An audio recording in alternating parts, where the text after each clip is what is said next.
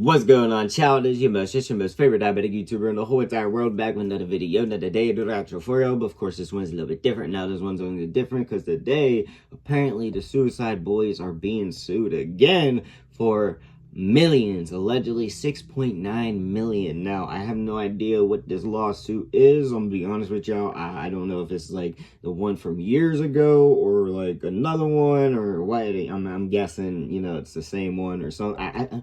I really don't know, but I'm very curious to know what is actually going down here. So with all that said, shout out to Cuff Boys for the video I'm reacting to. And of course, this is all alleged for safety. And I will be honest with y'all, it is all love, no hate. Now, of course, I'm going to make my jokes, be brutally honest, and I won't lie to y'all. I am typically an arsehole, but if it's hate, beef, or anything crazy like that, I straight up admit it. Now, one more time, all love, no hate. All right, y'all, no hesitations. Let's get into the video now. The Suicide Boys are being sued again by the same people that sued them back in 2020. In the first lawsuit, DJ Paul and Juicy J of 3-6 Mafia filed a $6.45 million copyright infringement. I totally forgot about this, honestly. Suicide Boys illegally sampled and stole elements. It's kind of crazy, but songs. DJ Paul says there was no verbal agreement permitting these samples, despite Suicide Boys' claim that Juicy J had cleared them verbally in exchange for production of work. But then, at the same time, low-key, I would feel like they collaborated, and I don't know. Of maybe 40 songs they sampled me on, with 40 million views here, 50 there. And then on top of that, they bring out a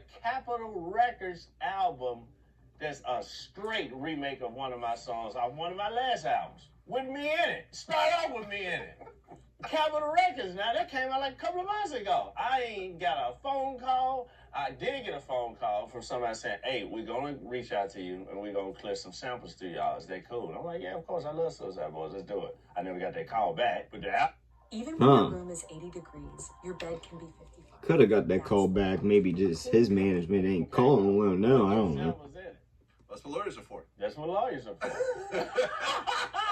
The boys denied allegations asserting Juicy J's verbal permission, arguing that 3-6 didn't hold the copyrights to many of the sampled tracks. Then by October of 2020, it was basically announced that they settled this lawsuit for an undisclosed amount. We don't know how much. My guess is the boys had to sign a fat check to settle this one. Now it's happening all over again. Are you ready? United States District Court, Central District of California, DJ Paul and Juicy J versus Scrim and Ruby, real name Scott, and Aristos. I don't even know how to pronounce Ruby's real name, bro. And Ramirez, who is another person that is signed to G59, the record label. Plaintiffs are founding members of internationally renowned hip-hop group 3-6 Mafia, creating music together since '91 in Memphis. They've released 10 studio albums, have sold millions of copies worldwide. They are known particularly for their horror-themed sound and dark imagery, especially in their earlier works. Suicide Boys have illegally sampled and stolen from at least 36 of Plaintiff's original songs, in some cases using Plaintiff's original song titles as their own. This is on top of the more than 35 songs that Plaintiffs already sued the boys for, stealing approximately 4 years ago. That's what they're saying, like around 70 songs or whatever. The Suicide Boys and their co-defendants, including their labels and other artists on their labels such as defendant Ivan Ramirez,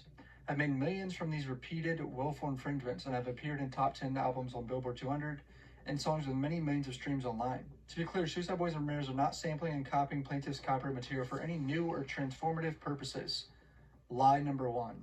That's horseshit. Scrim uses a lot of background samples with 3-6 Mafia songs. It's usually pitched down, very distorted, repeating over and over. And the 3-6 samples are not the highlights of the song or anything important really in the songs at all. It's the boys' verses and their own flow and everything else. He's not wrong, but at the same time, I get where they're coming a little bit so far. Rather, they're doing so to trade off and profit from 3-6 Mafia's original authentic sound and hard-earned success in the hip-hop industry. They're twisting this in such a bad way. This is much clearer from, for example, the Suicide Boys' repeated and brazen use of Plaintiff's original song titles as their own, and the Suicide Boys' further misappropriation of Plaintiff's artistic and cultural identities, such as by copying their appearances with dreadlocks, tattoos, and baggy clothing.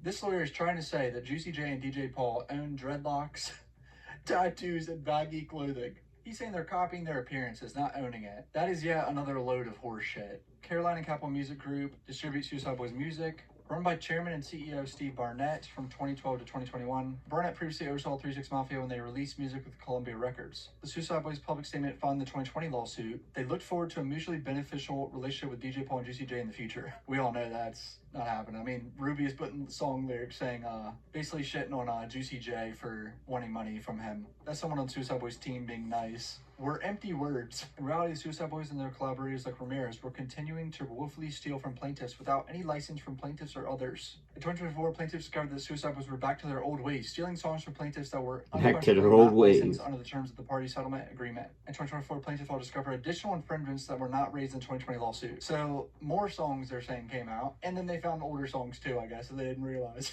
Fuck, man, this is also sketchy. Like, if I was the boys, I'd also would have been scared of this happening at some point again. As much as I love Suicide Boys, I do think they're gonna have to settle, but I hate the way this lawyer worded the whole baggy clothing, tattoos, and dreadlock. That's so stupid. I really hate the way this lawyer worded a lot of this. That it's not transformative. Come on, we all know it's transformative. There's a reason why the Suicide Boys are so big. People love them specifically, not the samples in the background of their songs. But okay, the samples help it though. To resolve this matter short of litigation, like the beats and shit. Due to the Suicide Boys' unwillingness to cooperate or accept responsibility for their blatant, repeated infringement of plaintiffs' copyrights, old habits die hard. Plaintiffs had no choice but to bring action to redress and stop defendants' willful infringement. Man, I think DJ Paul needs to book a doctor's appointment through ZocDoc. Oh, he's zooming past that. Get your money, fam. Too far. Too far. Scream was introduced to 3 6 Mafia by his uncle at age 8. He became obsessed. In the more 10 years since Suicide Boys was formed, Scrim and Ruby have made a career stealing and profiting from plaintiffs' copyrighted material. Suicide Boys have illegally sampled and stolen from at least 36 of plaintiffs' original songs. Defendants are not sampling and copying plaintiffs' copyrighted material for any new or transformative purposes. Rather, they are doing so to trade off and profit from 3 6 Mafia's original sound and hard-earned success in the hip-hop industry. Further misappropriation of plaintiffs' artistic and cultural identities by copying their appearances with dreadlocks, tattoos, and baggy clothing. I can't believe that part's real. That is laughable. These motherfuckers don't own dreadlocks, baggy clothing, and tattoos, bro. There's so many artists that do that. This lawyer has a good case. Like, they're probably gonna have to settle, the Suicide Boys are. But adding in shit like this just makes me think he's, like, forcing it, and it's stupid. So here's where things get interesting. 3 6 Mafia's clear influence on the Suicide Boys. The Suicide Boys have sought to collaborate with, and did in fact for a brief time collaborate with Plaintiff Houston, who is Juicy J. Before Plaintiff Houston discovered the Suicide Boys were using Plaintiff's copyrighted works without proper licensing. After learning of defense infringement, however, Plaintiff Houston promptly stopped collaborating with Suicide Boys. I think this whole thing is a lie. Juicy J knew about the Suicide Boys for years. They ended up collabing a lot and made projects and songs. Thatpig.com. I think they got low-key a whole album. Juicy J gave them verbal consent. I believe him. Like, he was probably like, yeah, it's good. We don't care. You can sample us all you want. This shit was not going to work sooner or later. You can't trust people when they see dollars, bro. Especially rappers. I don't know what Scrim... Anybody in general, not just rappers. These are rappers from the 90s. They probably don't got that much money no more. Let's be honest. They see these two white boys from Louisiana popping, making millions a year. They're going to come for your ass, bro. I think this whole paragraph is a lie, though, because Juicy J was well aware of their songs. I'm pretty sure he said he listened to them and, like, fuck with them and shit. Why else would he collab with them and do work with them if he didn't know their previous music? Basically, I think, yeah, the verbal one, they probably did say, yeah, you guys can use it, but that, even if they thought that was reliable and, you know, court-wise and all that shit, yeah, you should have got it written down in a contract or whatever. Recognize and, in fact, has recognized the appropriation. Oh, God. Oh, my God. Wikipedia page notes. There's a clear 3 6 Mafia influence in much of their music, with many earlier Suicide Boys songs using samples from the group songs. Reddit threads. They're adding Reddit threads. See, this is forcing it. They have such a good case, they don't need to add this. I want to preface this by saying I got into Suicide Boys years before I listened to 3 6, but I binged basically all 3 6 Mafia's music over the course of 2 months, and it's really insane how much the boys sampled them and even kind of aped their lingo. I basically had the same thought after listening to 3 6 for the first time. Defense have made millions in profit. So you can't be influenced by people? Millions of streams on YouTube, Spotify, SoundCloud, Apple Music. And in this part of the lawsuit, they just go through literally each song, 35 songs, and repeat the same things about that. They definitely do owe them some money, though. I'm not gonna lie. My draws is this one. Defense have produced, reproduced, and prepared derivative works based upon and distributed portions of the infringed works without permission. Approximate result of defense infringement. Plaintiffs are entitled to their actual damages, including defense profits from infringement, the exact amount of which is not currently known, but of which plaintiffs are informed and believe and allege therein exceeds $1.5 million according to proof at trial. All right, so $1.5 million.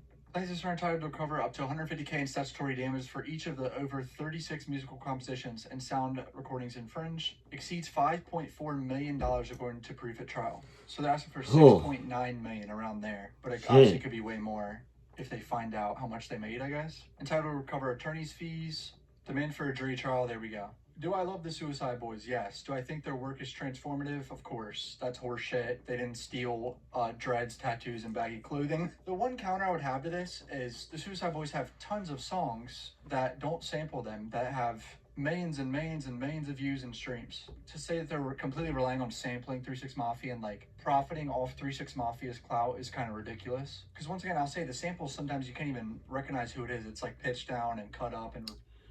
Alright, so I'm gonna be honest with y'all. When it comes to samples, beats, etc., I feel like that's just a tricky situation that a lot of people really don't understand, that, you know, people get screwed over and shit. So, yeah, I will be honest with you. I 100% think that they probably had, like, a handshake conversation, Y'all mind if we, you know, keep using this shit and, you know, all that? Like, is it cool? You mind? Yeah, I don't mind it, you know, type of deal. But at the end of the day, it don't matter unless you got that shit written down, signed, blah, blah, blah. Proof. You need the proof, the evidence.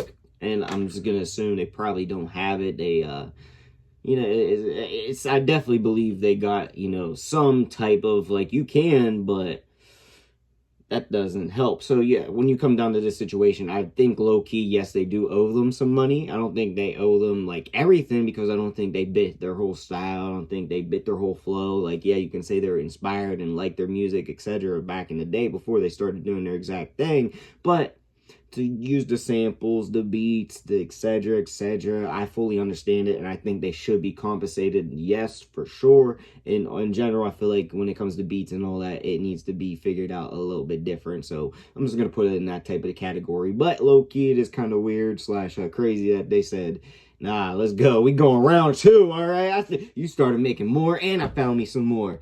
yeah, we about to get some money. Now, I don't know how much they are actually going to get. They probably will just settle this shit like they did the first time. And then low-key, we'll probably never hear something else ever again, like this vibe or something from the Suicide Boys. Or maybe they'll do smart shit here. And even though they probably won't want to do it again, but maybe they'll do something smart and get the, you know, pay for the rights to sample it or whatever. I don't know, but in general, it's kind of crazy, and I understand where both sides are coming from, so, you know, I'm just going to say I'm 50-50, I understand, I think they should get paid, and honestly, I feel like they did have a verbal agreement that they're kind of getting pissed, and, you know, like, damn, we looked up to you, and you just trying to hoe us out here, like, I don't know about all that, but yeah, 50-50 on this whole situation. But that's really, like I say, but I do know what y'all think in the comment section down below. Also in the comments, comment your boy make. I make all kinds of videos, so comment you want to see. And yes, I got for the video. Peace.